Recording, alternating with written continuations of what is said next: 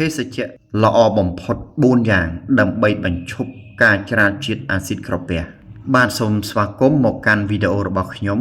ហើយខ្ញុំនឹងពន្យល់បងប្អូនទាំងអស់គ្នាអំពីភេសជ្ជៈដ៏ល្អបំផុតទាំង4យ៉ាងដើម្បីប្រឆាំងនឹងការច្រានជាតិអាស៊ីតក្រពះប្រសិនបើបងប្អូនជាមនុស្សម្នាក់ដែលតែងតែជួបប្រទះរោគសញ្ញាមិនសូវស្រួលនៃការច្រានជាតិអាស៊ីតក្រពះដូចជាមានការក្រហាយទ្រូងការភើមកវិញឬមានរសជាតិជូរនៅក្នុងមាត់នោះអ្នកច្បាស់ជាដឹងថាវាមានសារៈសំខាន់ប៉ុណ្ណាហើយក្នុងការស្វែងរកវិធីជួយសម្រាលអាការៈរបស់បងប្អូនបានអញ្ចឹងការច្រាលជាតិអាស៊ីតក្រពះវាកើតឡើងនៅពេលដែលសាច់ដុំដែលជាប្រឹសដែលជាវ៉ាល់ហើយដែលជាសាច់ដុំមួយខាន់ចែកក្រពះនិងបំពង់អាហារហ្នឹងវាជាសាច់ដុំប្រភេទជាសាច់ដុំរង្វង់ហើយខាន់ចែកក្រពះនិងបំពង់អាហារនោះដាច់ពីគ្នាវាអត់ព្រមបិទឲ្យជិតទេប្រឹសហ្នឹងឬវ៉ាល់ហ្នឹងវាបិទអត់ជិតទេអញ្ចឹងវាធ្វើឲ្យមានការច្រាលជាតិអាស៊ីតក្រពះហ្នឹងត្រឡប់មកបំពង់កយើងវិញបាទតាមធម្មតាគឺវាបិទជិតបិទជិតអញ្ចឹងវាអត់មានការហូរត្រឡប់មកវិញនៅអាស៊ីតក្នុងក្រពះទេអញ្ចឹងប្រសិនជាវាបិទអត់ជិតទេវាធ្វើឲ្យមានការច្រាលជាតិអាស៊ីតមកលើវិញអញ្ចឹងគេហៅថាការច្រាលអាស៊ីតក្រពះបាទខណៈពេលដែលការប្រើប្រាស់ថ្នាំក៏ដូចជាការកែប្រែរបៀបរស់នៅហើយទាំងអស់ហ្នឹងវាដើរតួនាទីយ៉ាងសំខាន់ក្នុងការគ្រប់គ្រងការច្រាលជាតិអាស៊ីតក្រពះការជ្រើសរើសភេសជ្ជៈដ៏ត្រឹមត្រូវក៏អាចជួយសម្រាលការឈឺចាប់បានផងដែរអញ្ចឹងនៅក្នុងវីដេអូនេះគឺខ្ញុំចង់បង្ហាញជូនបងប្អូនទាំងអស់គ្នាអំពីភេសជ្ជៈទាំង4មុខនេះនិងពន្យល់បងប្អូនឲ្យបានក្បោះក្បាយអំពីអត្ថប្រយោជន៍របស់វានៅពេលដែលបងប្អូនមានអាការៈច្រាលជាតិអាស៊ីតក្រពះនេះបងប្អូនត្រូវដឹងថាការជ្រើសរើសនៅភេសជ្ជៈដែលជួយសម្រាលបញ្ហាដល់បងប្អូនទាំងអស់គ្នាបានល្អគឺជាអ្វីដែលបងប្អូនប្រាថ្នាចង់បានហើយខ្ញុំនឹងពន្យល់បងប្អូនឲ្យបានច្បាស់លាស់មែនទែនហើយភេសជ្ជៈដែលជាលេខរៀងទី1នោះគឺតែខ្ញីគឺជាប្រភេទខ្ញីដែលយើងបុកធ្វើជាម្សៅតែខ្ញីយ៉ាងម៉ត់ហើយគេឲ្យតម្លៃវាគឺរាប់ទសវត្សរ៍ណាស់មកហើយចំពោះលក្ខណៈសម្បត្តិឱសថរបស់វាជាពិសេសប្រសិទ្ធភាពជួយសម្រាលដល់ប្រព័ន្ធរំលាយអាហារដោយសារវាមានផ្ទុកនូវសារធាតុសកម្មជីវសាស្ត្ររួមមានជីនជេរ៉ុលនិងសូចៅដែលមានលក្ខណៈសម្បត្តិប្រឆាំងនឹងការរលាកនិងប្រឆាំងអុកស៊ីតកម្មដែលអាចជួយសម្រាលភាពមិនស្រួលនៅក្នុងការរំលាយអាហារការសិក្សាមួយបានលើកឡើងការស្រាវជ្រាវដែលបានចុះផ្សាយនៅក្នុងទស្សនាវដ្តី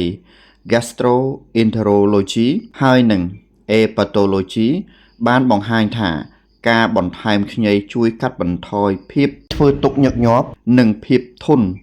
នៃបញ្ហាច្រាលជាតិអាស៊ីតបានយ៉ាងខ្លាំងរបៀបប្រើអ្នកគ្រាន់តែឆុងតែខ្ញីដែលបានឈូសដែលបានបុកម៉ត់ដាក់ចូលទៅក្នុងទឹកក្តៅ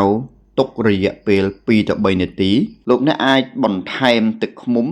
ឬក្រូចឆ្មាបន្តិចដើម្បីជួយរសជាតិនិងបន្ថែមអត្ថប្រយោជន៍ផ្សេងទៀតបាទហើយភេសជ្ជៈបន្ទាប់ជាភេសជ្ជៈនៅលេខរៀងទី2គឺទឹកប្រទាលកន្ទុយក្រពើហើយទឹកប្រទាលកន្ទុយក្រពើនេះគឺជាឱសថដ៏ពិសិដ្ឋមួយបាទក្នុងការជួយសម្រាលនៅអាការៈច្រាលជាតិអាស៊ីតនេះបានយ៉ាងពូកែផងដែរ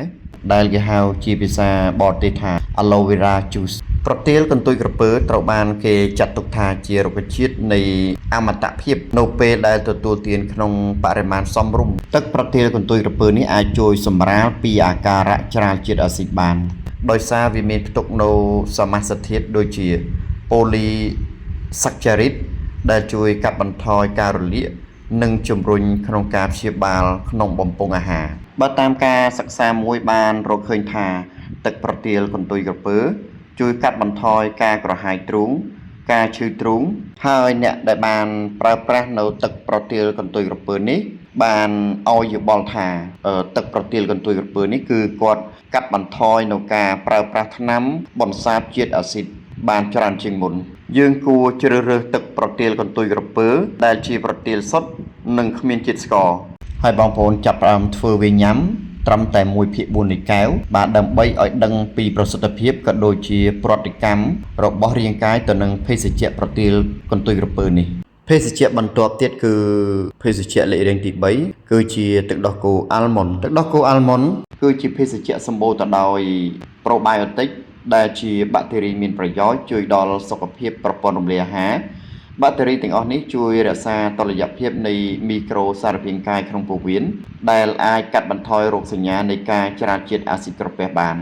តុល្យភាពរបស់អាស៊ីតនៅក្នុងក្រពះគឺប្រូបាយអាទិកជាអ្នកជួយសម្រួលនឹងការផលិតអាស៊ីតក្នុងក្រពះនិងជួយពង្រឹងរនាំងការពារបំពង់អាហារបានយ៉ាងល្អគឺយើងជ្រើសរើសទឹកដោះគោអាល់ម៉ុននេះគ្មានជាតិស្ករក្នុងការប្រើប្រាស់ដើម្បីជៀសវាងការធ្វើឲ្យមានរោគសញ្ញាផ្សេងទៀតដូចជាជំងឺទឹកនោមផ្អែមជាដើមមុននឹងទិញទឹកដោះគោអាល់ម៉ុនបងប្អូនគួរតែពិនិត្យមើលនៅព័ត៌មាននៅក្នុងបកដបឬក៏សំបកកំប៉ុងដើម្បី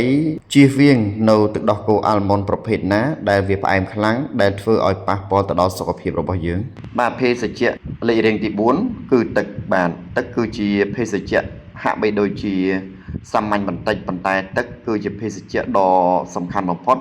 សម្រាប់អ្នកដែលមានបញ្ហាច្រាលជាតិអាស៊ីតក្រពះទឹកអាចជួយលាងសម្អាតអាស៊ីតដែលនៅសេសសល់ក្នុងបំពង់អាហារឲ្យត្រឡប់ចូលទៅក្នុងក្រពះវិញនេះបើតាមការសិក្សាមួយបានលើកឡើងថាទឹកមានកម្រិត pH អព្យាក្រឹតដែលជួយបន្សាបអាស៊ីតក្រពះដែលមានជាលក្ខណៈអាស៊ីតខ្លាំងការផ្ដល់ជាតិទឹកគឺជាការព្យាបាលដោយជាតិទឹកឲ្យបានគ្រប់គ្រាន់ដល់ប្រព័ន្ធរំលាយអាហារជួយឲ្យប្រព័ន្ធរំលាយអាហារដំណើរការបានល្អបំផុតបាទយើងគួរញ៉ាំទឹកក្នុងបរិមាណតិចពេញមួយថ្ងៃជាជាងការញ៉ាំក្នុងបរិមាណច្រើនភ្លាមដែលអាចធ្វើឲ្យក្រពះឆ្អែតខ្លាំងពេកនិងបង្កឲ្យមានការច្រាលជាតិអាស៊ីតការជ្រើសរើសភេសជ្ជៈដែលត្រឹមត្រូវអាចផ្ដល់ការសម្រាលយ៉ាងខ្លាំងដល់អ្នកដែលមានការរងគ្រោះដោយសារការច្រាលជាតិអាស៊ីតក្រពះទោះជាយ៉ាងណាក៏ដោយរាងកាយរបស់មនុស្សម្នាក់មានប្រតិកម្មខុសៗគ្នាសាកល្បងដោយប្រុងប្រយ័ត្នដោយចាប់ផ្ដើមពីការសាកល្បងភេសជ្ជៈទាំងនេះក្នុងបរិមាណតិចតួចមួយដើម្បីឲ្យដឹងថាតើភេសជ្ជៈនេះត្រូវជាមួយនឹងរាងកាយរបស់យើងដែរឬទេជាដំបូងមានចុងក្រោយប្រសិនបើបងប្អូនមានរោគសញ្ញានៅតែបន្តមានអាការៈច្រាលជាតិអាស៊ីតនេះកាន់តែធ្ងន់ធ្ងរបាទសូមបងប្អូនកុំភ្លេចទៅពិភាក្សាជាមួយគ្រូពេទ្យដើម្បីទទួលបានការព្យាបាលដ៏ត្រឹមត្រូវបាទជាចុងក្រោយខ្ញុំបាទសូមអរគុណយ៉ាងខ្លាំងសម្រាប់ការតាមដានទស្សនារបស់បងប្អូនបាទសូមកុំភ្លេចចុច like និង subscribe ដើម្បីទទួលបានចំណេះដឹងសុខភាពដ៏ល្អផ្សេងទៀត